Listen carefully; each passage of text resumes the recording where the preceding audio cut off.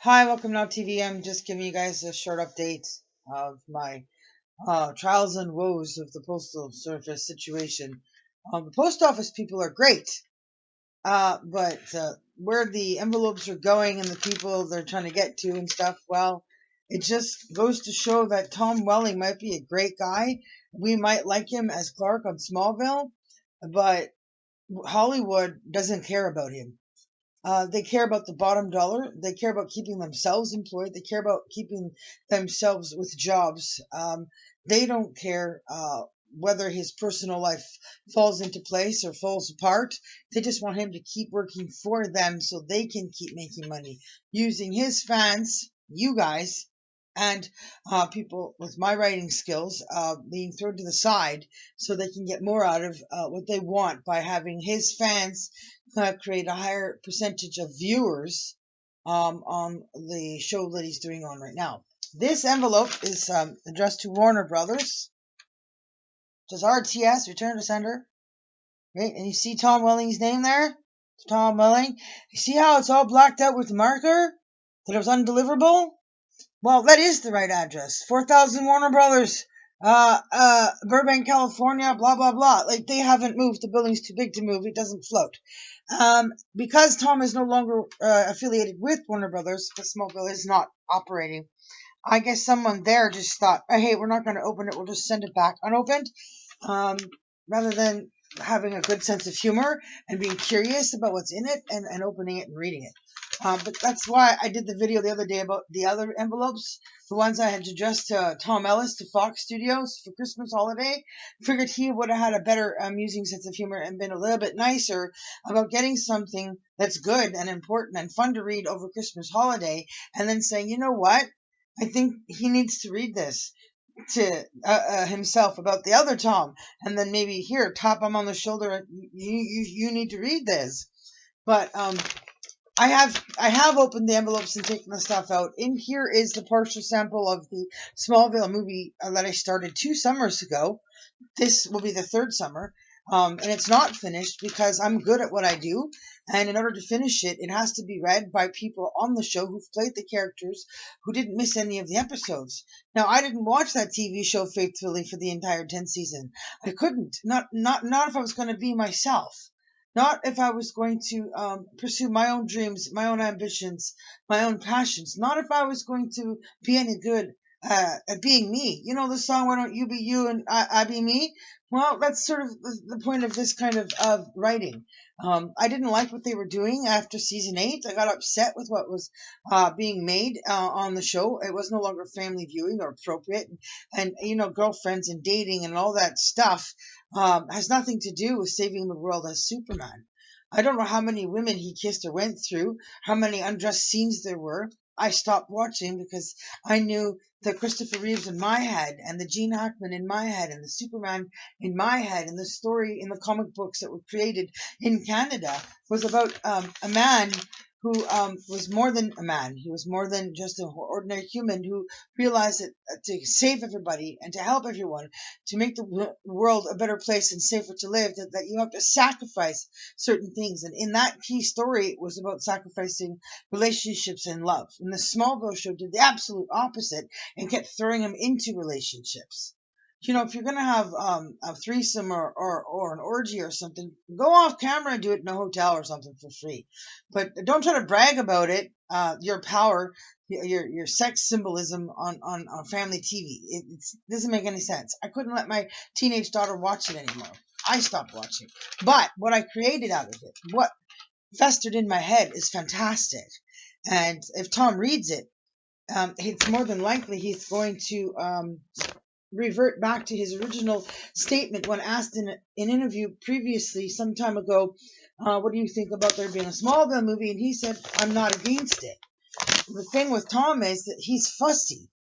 He has to like the writing, and he has to like the writer or the writer's work.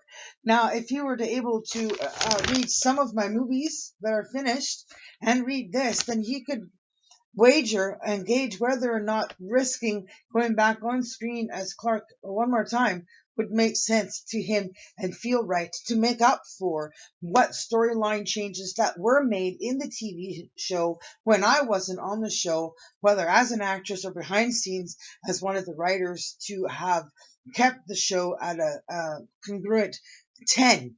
I mean, it's an amazing show. Everybody loves it.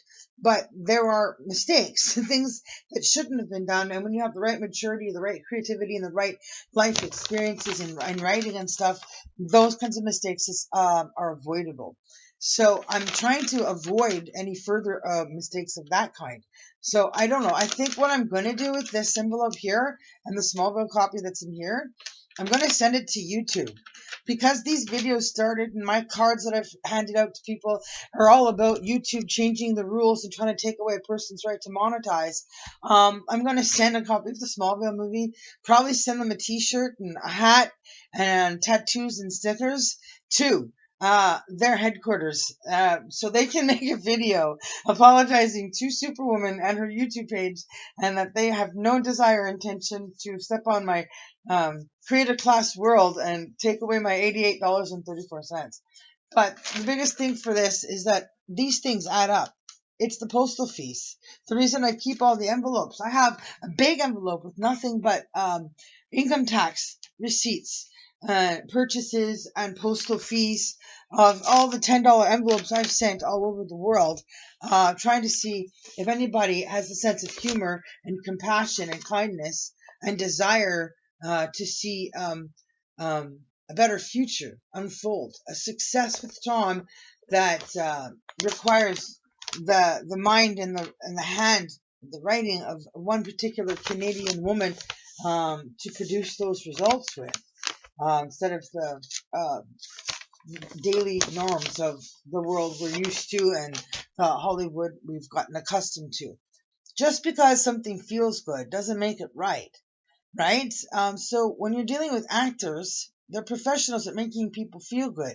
So if you're making a video or 2 or 3 parts of something and you're interacting with each other, you think you feel good, you think you feel right, doesn't mean it is right.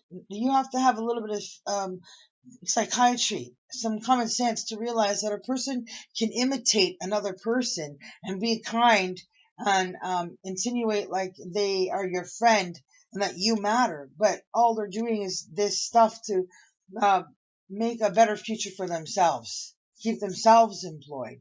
And I think it's horrible that Tom is such a nice guy and gets walked all over mentally because he doesn't realize the mind games and the things people are really thinking and what they really want, and that he hasn't figured out how to protect himself from that. People like that really do need a bodyguard, somebody who's able to point out certain things emotionally and mentally so he can learn to guard himself from the offensive, the attack. I'd love to give him a resume for that in itself, not just for this. But I haven't lost hope, no matter how much money I spend. I'm tired. I'm taxed out physically. I had Sara back in 2009. And I have not stopped trying to reach Tom. He was married to Jamie White when I first tried reaching him, and he was still in Vancouver and the show was still running, to get him to meet Sara when she was a newborn because of what I had wanted when she came into this world. I know how good my work is, and I know that one way or the other, I'm going to get out of this. After I've recovered from surgery that's coming up, I'll be able to do modeling work and catalog work and other stuff, and so things will slowly move forward for me too. And then I'll also be able to take trips out of the country. But I'm also possibly going to send stuff to the convention center at the Comic-Con. Who knows, right? It might lead to everybody at the Comic-Con reading everything, and maybe people would wear stuff and walk around the building, and or it could be ending up on their table and given out promotionally. If I can be there, I will. Same with Bo's Extravaganza. But because of my surgery coming up, the dates for the doctor's appointments and pre-surgery 2 class, it's a possibility those things are going to take priority, and I might be just stuck mailing stuff out. But yeah, so Warner Brothers has nothing left, I guess. They're just like, no, we're not going to give this to Tom. Have it back. But I think it's funny. The proof that you know the address is right is when people don't want you to know the address at those places. When they know I know where they are, They black it out, so when it's coming back, nobody else can write down the address. Nobody else can send stuff like that. So I think it's funny. So if you see that, you know it's the right address, because they don't want anybody else to send anything else, right? So anyways, that's my thing. Thanks for watching. Keep watching. If you got a card, subscribe. Tell others to subscribe. It's not working too quickly, but the deadline's still a ways away. I still have another stack to give out. I haven't figured out whether I'm going to take a trip into New York or go to Montreal. But that's it. My phone's ringing. I got to go answer the call. Peace out. Not TV Canada.